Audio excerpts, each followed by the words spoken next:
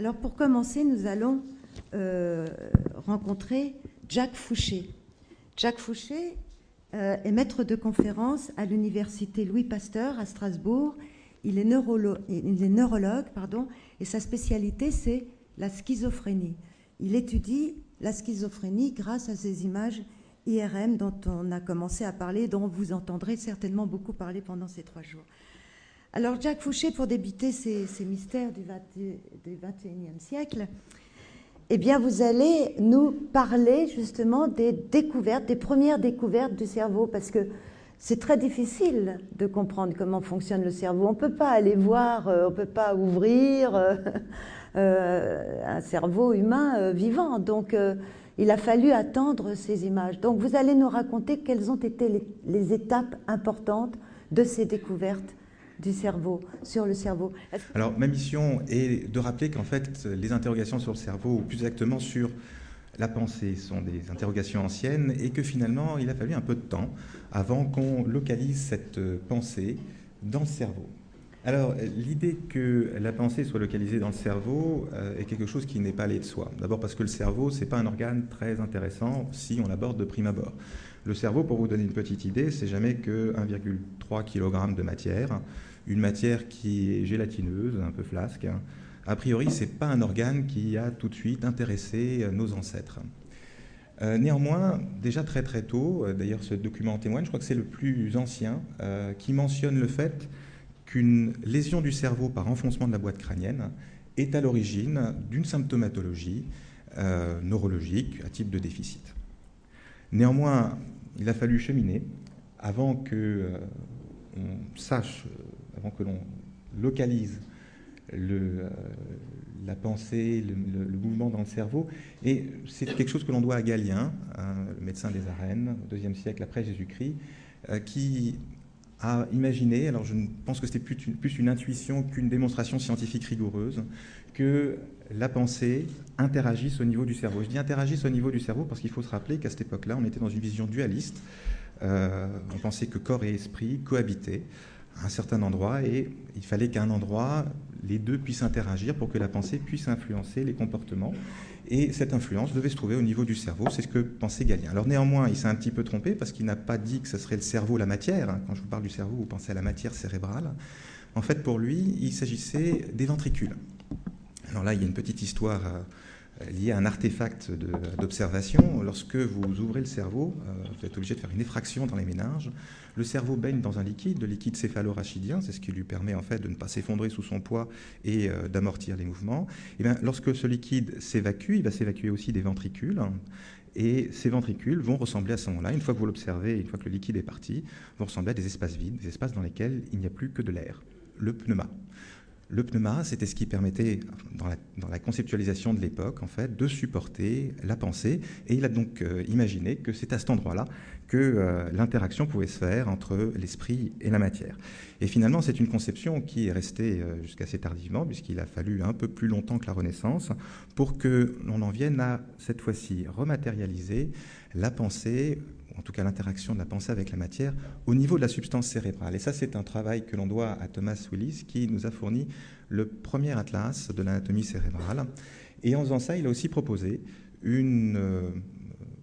un découpage fonctionnel du cerveau, un découpage fonctionnel qu'on pouvait faire à l'époque, puisqu'il avait mélangé un tout petit peu substance grise, la substance que l'on voit un peu grisâtre lorsqu'on découpe le cerveau et qui en fait correspond à l'endroit où se trouvent les corps cellulaires, ça on ne le savait pas à l'époque, et la substance blanche qui est en fait l'ensemble des voies de passage. C'est-à-dire des connexions, des axones qui vont joindre un neurone et l'autre pour permettre à cette machine de communiquer. Et donc Thomas Willis pensait que la matière grise et la matière blanche, toutes les deux, participaient à la fonction d'égale façon, et nous verrons que ce n'est pas tout à fait le cas. Néanmoins, il n'avance aucun argument scientifique pour dire qu'il a localisé certaines fonctions au niveau du cerveau, et la première localisation réelle avec démonstration scientifique à l'appui, on la doit à Julien Jean-César Le Gallois, qui a pratiqué l'expérience suivante, extrêmement simple. Il était fasciné par le fait qu'en décérébrant, c'est-à-dire en enlevant les deux hémisphères chez un lapin, le lapin continuait à respirer. Alors ce qu'il a fait, c'est qu'il a tout simplement cherché à découper de plus en plus bas au niveau du tronc cérébral. Il est descendu, jusqu'à un certain moment. le moment à partir duquel l'animal cessait de respirer brutalement et ne respirait plus. Il a donc dit que l'endroit où il avait découpé correspondait à l'endroit où devait se trouver le centre respiratoire. Et c'est la première localisation fonctionnelle de l'histoire, appuyée par des preuves scientifiques. Et parce qu'elles étaient appuyées par ces preuves scientifiques et parce qu'il s'agissait finalement que de respiration, elle a été adoptée par tous. Il y a eu beaucoup plus de résistance aux idées de localisation des facultés qu'a proposé Franz Joseph Gall. Alors Franz Joseph Gall est un personnage un petit peu excentrique, haut en couleur, qui a proposé qu'au niveau du cortex, certaines facultés, il ne s'agit pas vraiment de fonctions, de facultés comme l'amitié, comme la philologie, etc., étaient localisées au niveau du cortex. Alors l'idée qui était finalement la plus problématique, c'est qu'il imaginait que ce cortex allait imprimer sa marque sur le crâne et qu'il suffisait de palper le crâne pour savoir finalement à quoi l'individu était bon ou pas bon. On a gardé quelques éléments. Actuellement, on dit encore quelqu'un qui a la bosse des maths. Alors, il n'avait pas décrit la bosse des maths, mais c'est un petit peu l'idée. Ces idées sont très débattues. Néanmoins, je crois qu'il faut reconnaître à Gall d'avoir apporté un élément très important, c'est qu'il a relocalisé cette fois-ci la partie pensante un petit peu du cerveau au niveau du cortex, la fine couche de substances grises, de corps neuronaux qui se trouve à la périphérie des hémisphères. Néanmoins, il est très très difficile pour l'époque d'imaginer que des facultés puissent être localisées. Pourtant, certains esprits disent que c'est le cas, et en particulier Jean-Baptiste Bouillot, qui va lutter toute sa vie et démontrer avec plus de 88 cas dans sa dernière démonstration que certaines fonctions, le langage en particulier, est localisé. Il se trouve que Gall, sans doute par coup de hasard, avait localisé la fonction de philologie, comme il disait, en fait c'est la fonction du discours, la capacité de discourir, au niveau du lobule frontal inférieur, la partie inférieure du lobe frontal. Et Bouillot, en fait, a passé sa vie à démontrer cela chez des patients cérébrolésés en montrant que lors d'une lésion de cette région du cerveau, effectivement, il y avait une altération du langage. Alors, sa démonstration n'a pas été acceptée. Elle n'a pas été acceptée, pourquoi ? Parce qu'à l'époque, le langage, ce n'est pas simplement le support de la pensée, mais c'est la pensée elle-même. Impossible pour l'époque d'imaginer que la pensée puisse être morcelée comme ça en plusieurs parties dans le cerveau, et c'est encore un problème actuel. Vous verrez qu'on va vous montrer une fonctionnalisation, des régions fonctionnelles distinctes au niveau du cerveau. Le problème, c'est de savoir comment tout ça collabore et tout ça travaille ensemble pour ne former qu'une conscience unique. Donc c'est inacceptable pour l'époque, et en fait celui qui va faire accepter l'idée, ça va être Paul Broca. Alors Paul Broca va observer le cas d'un patient qui est resté dans l'histoire sous le nom de Temps, tout simplement parce que ce patient n'était plus capable d'articuler après son accident vasculaire cérébral que la syllabe temps, temps, temps. C'était tout ce qu'il pouvait faire. Et ce qu'a dit Paul Broca, après l'avoir examiné, c'est que finalement cette région du cerveau, ça n'était pas la région, il a observé la subtilité, ça n'était pas la région qui sous-tendait le langage, c'est la région qui sous-tendait l'articulation du langage. Et ça change tout. Ça a permis à faire que cette idée soit acceptée et reste acceptée à l'heure actuelle avec la région qui porte son nom. Alors il a apporté d'autres choses, bien entendu, par rapport à Jean-Baptiste Bouillot. Bouillot avait considéré que les deux côtés étaient symétriques.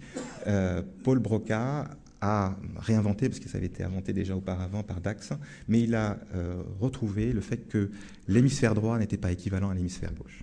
Le dernier grand saut, on va dire, quantique qui a pu être fait dans cette histoire vient tout de suite après, une dizaine d'années après, par Carl Wernicke. Carl Wernicke va d'abord décrire une deuxième région qui est importante pour le langage, cette région au niveau des aires pariétales, des aires temporales. Il a observé le cas d'un patient qui n'avait pas de problème pour articuler le langage, mais qui avait des problèmes pour le comprendre. Il lui parlait. La personne, visiblement, ne comprenait pas du tout ce qu'il lui disait. C'est pas qu'il faisait mine de ne pas comprendre. Il faisait mine de comprendre et lui répondait quelque chose, ou faisait quelque chose de tout à fait différent de ce qui lui avait été demandé. Et lorsqu'il parlait, c'était une salade de phonèmes. L'idée de Carl Wernicke, c'est qu'il existait alors donc deux régions pour le langage importantes.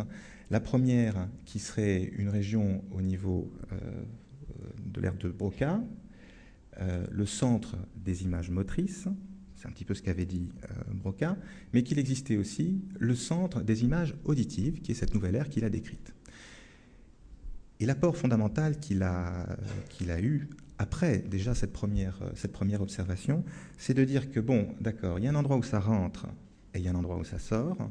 il va falloir que ces deux régions communiquent. C'était un élève de Meinert qui était un fanat des fibres blanches qui connectent les différentes régions du cerveau. Il existe un gros faisceau de fibres blanches qui connecte cette aire de Wernicke avec cette aire de Broca. Et il a fait l'hypothèse que l'information devait passer de l'une à l'autre et que c'est grâce à ce transfert d'informations que ces deux régions fonctionnaient en collaboration parfaite et qu'il y avait donc une unité du mental et qu'il pouvait exister à ce moment-là une autre forme d'aphasie qui serait uniquement liée à l'atteinte de ces fibres blanches. Le fait qu'il ait pu observer quelques années plus tard un patient qui a présenté exactement les symptômes qu'il avait prédits a fini d'asseoir sa notoriété. Et je crois qu'actuellement, même malgré les techniques d'imagerie fonctionnelle remarquables dont on dispose, sur le plan conceptuel, on n'a pas tant avancé, beaucoup plus avancé que ça par rapport à Carl Wernicke. Alors après, je vais passer un peu vite. Après, il y a eu l'avènement des sciences cognitives qui n'ont fait finalement que reprendre tout ce qui avait été déjà inventé à la fin du 19e siècle en l'affublant de nouveaux noms de sciences cognitives et finalement ne s'axer que sur un point qui semblait important, c'est le fonctionnalisme, parce que finalement à ce moment-là, autour des années 50 aux États-Unis, lorsqu'il y a eu tout ce grand mouvement de l'intelligence artificielle, ce que voulaient faire ces scientifiques, c'était de reproduire l'activité du cerveau, reproduire sa fonction, qu'importe la façon dont c'était fait. Pour ça, on avait imaginé des systèmes assez compliqués. Là, je vous présente en fait le système, sans mettre les détails, les systèmes qu'on imagine être responsables des fonctions de la lecture, qui sont exactement comme le présente Wernicke, des boîtes qui opèrent des processus et des flèches qui transfèrent l'information vers d'autres centres de traitement. Alors, cette vision fonctionnaliste qui ne s'intéresse finalement qu'à l'intelligence formelle, qu'à l'intelligence froide, posait un problème. Et on doit à Antonio Damasio d'avoir réintroduit un peu d'émotion dans tout ça. Ça n'est pas qu'on s'était désintéressé de l'émotion, bien au contraire, on connaissait depuis longtemps, de longue date, des patients qui, par des lésions de l'amygdale, par exemple, présentaient des difficultés à percevoir les émotions, à ressentir des émotions. Antonio Damasio, en fait, ce qu'il a fait, c'est qu'il a jeté un pont entre le fait de percevoir des émotions et de les interpréter et la capacité que l'on a à prendre des décisions dans des situations où finalement on manque beaucoup d'informations. Et les informations qui nous viennent de l'émotion sont importantes pour prendre des décisions. C'est parce qu'il a ramené l'émotion au cœur du traitement de l'information qu'actuellement, de nouveau, il y a tout un programme de recherche qui est lancé sur les émotions. Et là, je passe sur le cas qu'il a un petit peu rendu célèbre. Le deuxième axe, c'est que si on considère finalement qu'il n'est pas important de savoir comment le cerveau fonctionne et qu'il suffit simplement d'en reproduire la fonction, à ce moment-là, on pourrait imaginer qu'on soit tous des zombies, tous des personnes dénudées de totale conscience, mais capables de faire et de parler comme je le fais actuellement, et vous de comprendre ce que je suis en train de dire.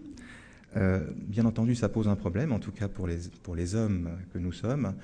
Nous avons l'impression que nous traitons les choses de façon consciente, nous avons l'impression que nous percevons les choses différemment que simplement une machine à traiter de l'information.